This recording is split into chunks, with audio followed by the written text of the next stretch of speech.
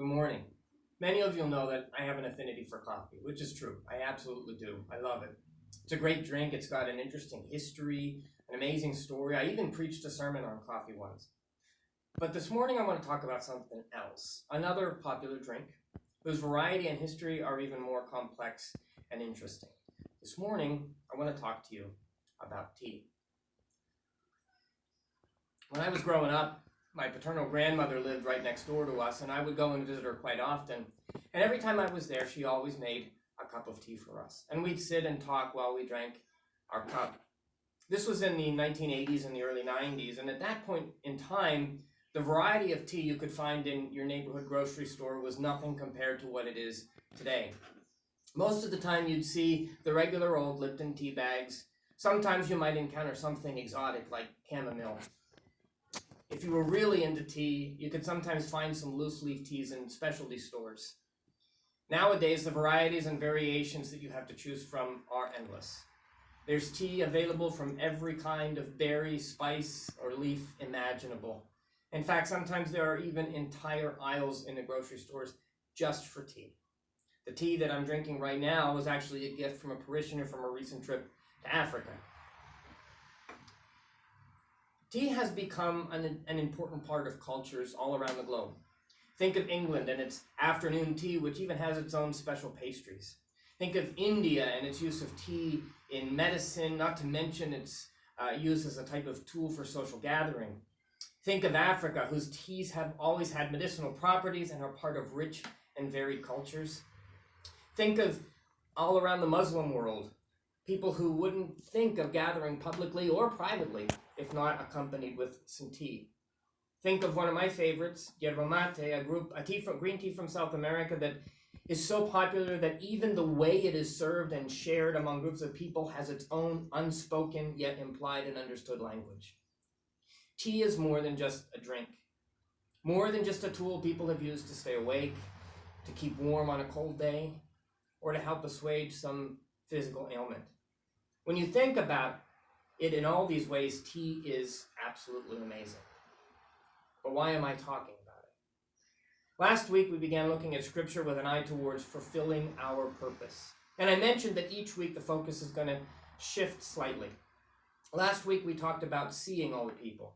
I talked about the unrest that's going on all around the world and that we need to, as a church, really try to see everyone. We need to see them as they are, not how we believe them to be. We need to see them before any of our biases or prejudices come into play. And that isn't an easy thing to do. And so last week we watched a short video on white privilege, which I chose because it is a controversial topic that's being used all around us right now.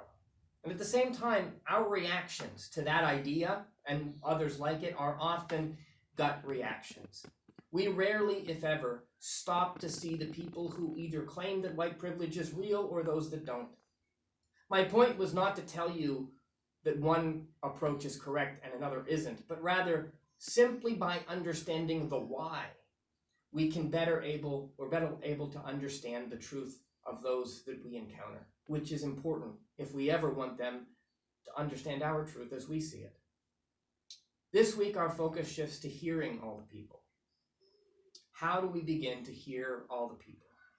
At the outset it might sound simple, just hearing people. But the truth is that this too gets very complicated.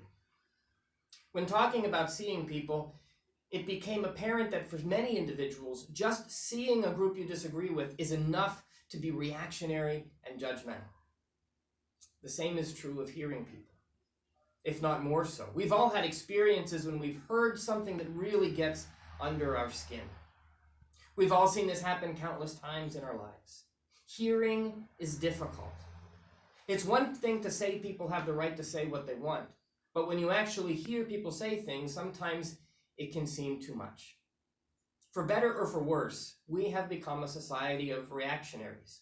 We have seen over the years media outlets evolve to the point that they encourage this tendency to be reactionary.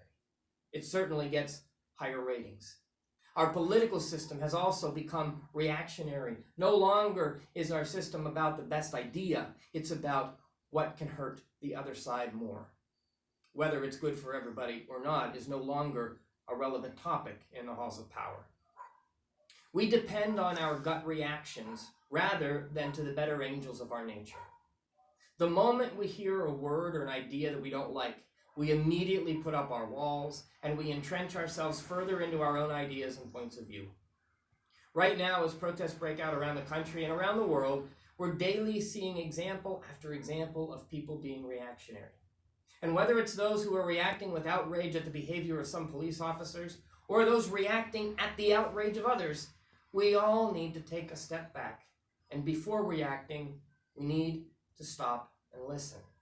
We need to hear each other before we allow ourselves to hate each other. And I believe that tea can provide a perfect tool to combat our reactionary natures. I want to tell you a brief story about a cup of tea. It's rather actually 4 cups of tea. And I believe I've told this story before, but it makes the point clearer than any other story I know. The world in 1962 was very different from the world we know today.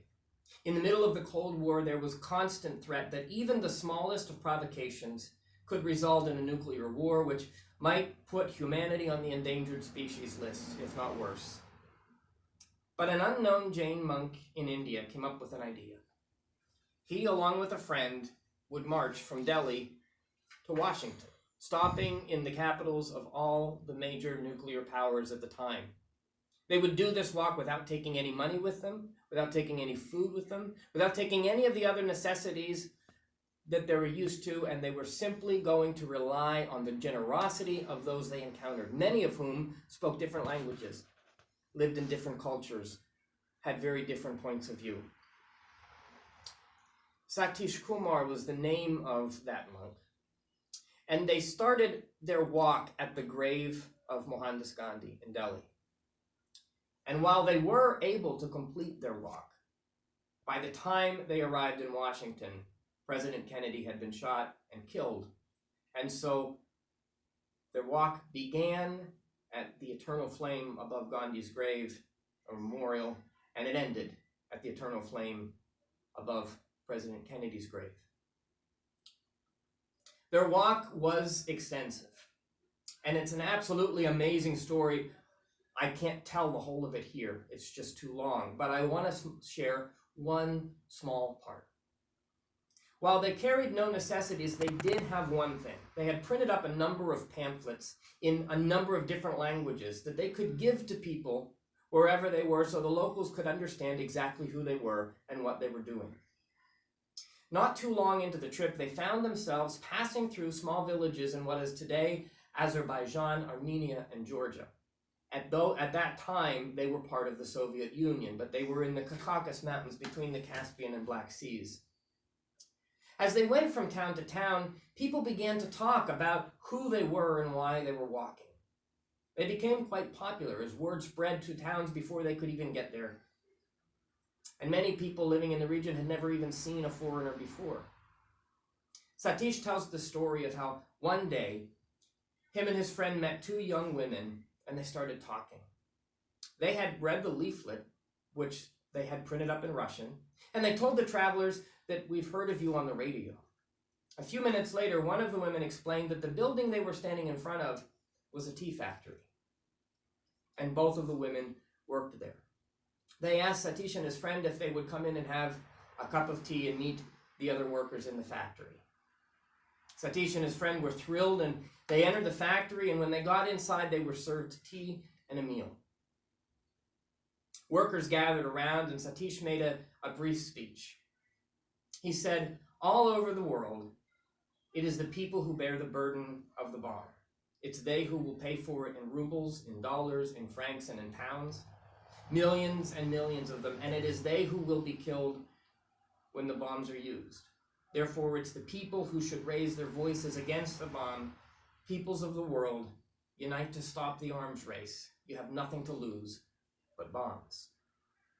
One of the women who had invited them into the factory stood up and rushed out of the room.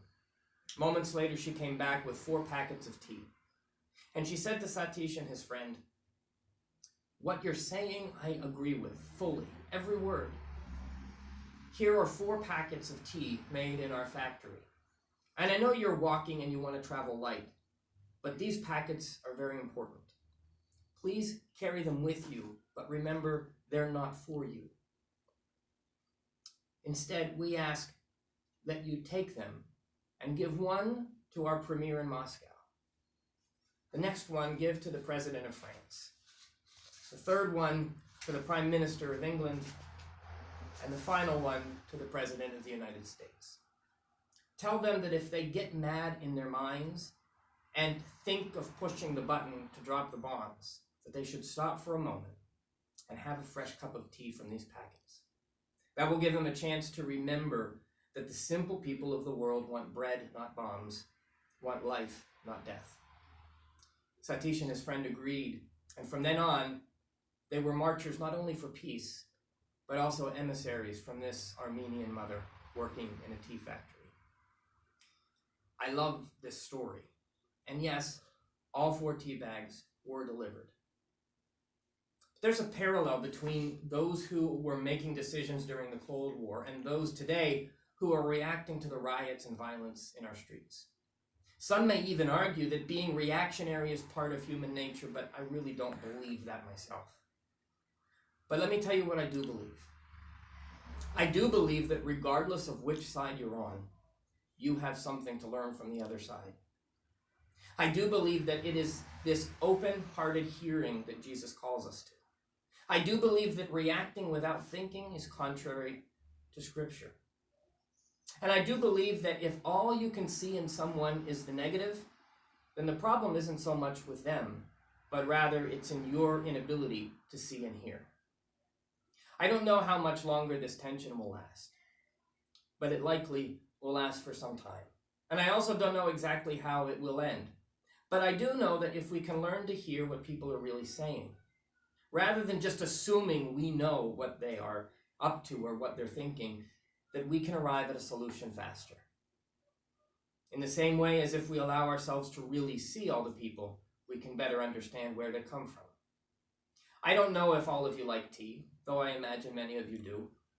Last week I asked you to seek out ways to see those you disagree with. Not for how you see them, but for how they really are. I myself spent time this week watching some news channels that I normally don't, reading some blogs that I disagree with, and listening to radio programs I don't usually listen to. This week, I am going to ask you to do something similar. This week, not only do I want you to try to see those individuals, but I want you to try to hear them. Don't try to surmise what you think they're saying. Don't take someone else's words explaining to you what they're thinking. Try to figure it out for yourself. Stop and listen first. It isn't an easy thing to do, but let me tell you a secret. Before you react, sit down and have a cup of tea. Offer a cup to someone else. Open your heart and your mind and have a conversation. And don't make the goal of that conversation getting your thoughts out. Make the goal hearing what the other person has to say. Agreeing with it or not is irrelevant here. That's not the point. The point is in the listening. It's in the hearing. Above all else, let's not be afraid to open our ears. And let's have some tea bags around so we have them if we need them. Bon appetit.